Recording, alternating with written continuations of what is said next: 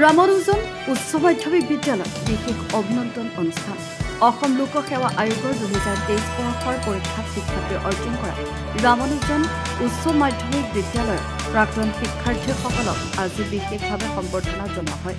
ৰামানুজন উচ্চ মাধ্যমিক বিদ্যালয় প্ৰাংগণত আয়োজিত এক গাম্ভীৰ্যপূৰ্ণ অভিনন্দন অনুষ্ঠানত শিক্ষাৰ্থী অৰ্জন কৰা 12 জনকৈ শিক্ষাৰ্থী গামোচা জাপি আৰু সম্বৰ্ধনা পত্ৰৰে বিশেষভাৱে সম্বৰ্ধনা জনোৱা হয়। সম্বৰ্ধনা অনুষ্ঠানত মুখ্য অতিথি হিচাপে উপস্থিত থাকে নগাঁও জিলা আয়ুক্ত নৰেন্দ্ৰ কুমাৰ শাহ।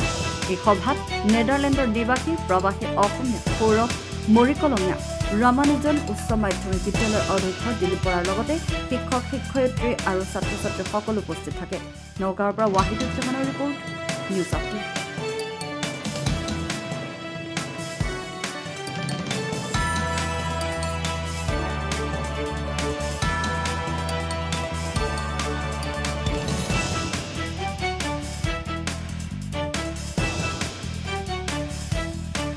আজি আমি ৰামানুজন উচ্চ মাধ্যমিক বিদ্যালয় ৰামানুজনৰ প্ৰাক্তন যিসকল শিক্ষাৰ্থীয়ে 2023 বৰ্ষৰ অসম লোক সেৱা আয়োগৰ পৰীক্ষাত শিক্ষাৰ্থীৰে উত্তীৰ্ণ হৈ অসম তথা নগাঁও তথা এই বিদ্যালয়খনলৈ গৌৰৱ কঢ়িয়াই আনিলে সেইসকলক অভিনন্দন জনোৱাৰ বাবে আজি আমি অভিনন্দন অনুষ্ঠানৰ আয়োজন কৰিছোঁ।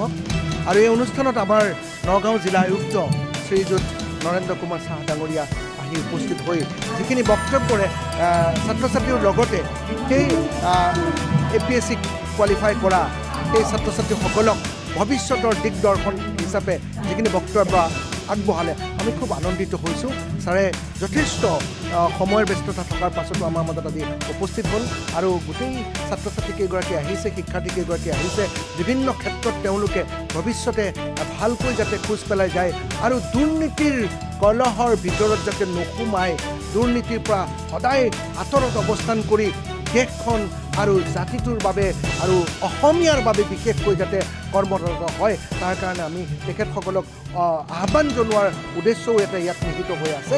আৰু ইয়াৰ লগে লগে UPSCত এইবাৰ সংযুক্ত চিকিৎসা সেৱা পৰীক্ষাত UPSCৰ দ্বাৰা আয়োজিত পৰীক্ষাত ভাৰতবৰ্ষৰ ভিতৰত 9ম স্থান লাভ কৰিছে ডক্টৰ আৰাধনা মহন্তকো আমি ইয়াৰ লগতে আমি অভিনন্দন জনাম। আজি আমি 12 জনক মুঠতে অভিনন্দন জনাম।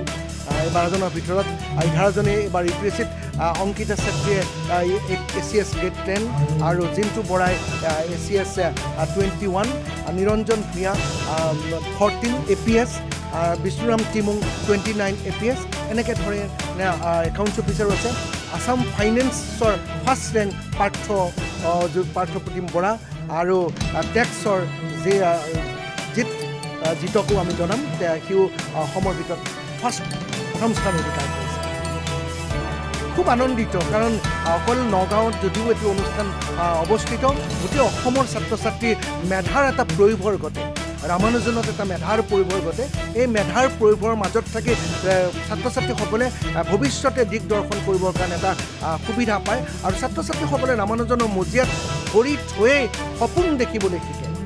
যেনেকৈ ভূপেন হাজৰিকাই কৈছিল, সপোন দেখা দেখিছিল কৰ্ম, এই সপোনৰ গুপুত মৰ্ম, বিন বৰাগীৰ জীৱন শেষত বিনৰ প্ৰান্তি পাব, হয়তো সপোন সাম্পল হ'ব, মায়াই কৰি যাব, সপোনত যাক বিচাৰি ফুৰিছে দিঠকত দেখা পাব। সেই সপোন বাস্তৱ হয় ৰামানুজনত আহি, সেইসকল শিক্ষাৰ্থীসকলৰ পিতৃ মাতৃৰ সপোন বাস্তৱ হয় আৰু অসমৰ সপোন বাস্তৱ হয়। আৰু এই সপোন APJ আব্দুল কালামে কোৱাৰ দৰেই তেওঁলোকে দিনত দেখা সপোন, যি সপোনে সকলোকে অনুপ্ৰাণিত কৰিব পাৰে, যেনে সপোন দেখে। আজি ৰামানুজন কলেজত যিমান সফল ছাত্ৰ আছে APSC এক্সামৰ এই সম্বোধনা অনুষ্ঠানত উপস্থিত হ'লোঁ। লগতে এই কলেজৰ ছাত্ৰ ছাত্ৰীসকলৰ লগত ইণ্টাৰেকশ্যন কৰিলোঁ, বহুত ভাল লাগিল। ৰামানুজন কলেজ এটা আমাৰ ইম্পৰ্টেণ্ট নগাঁৱৰ ইম্পৰ্টেণ্ট এডুকেশ্যনেল ইনষ্টিটিউশ্যন আৰু তেখেতৰ লগত ইণ্টাৰেকশ্যন কৰি বহুত ভাল লাগিল।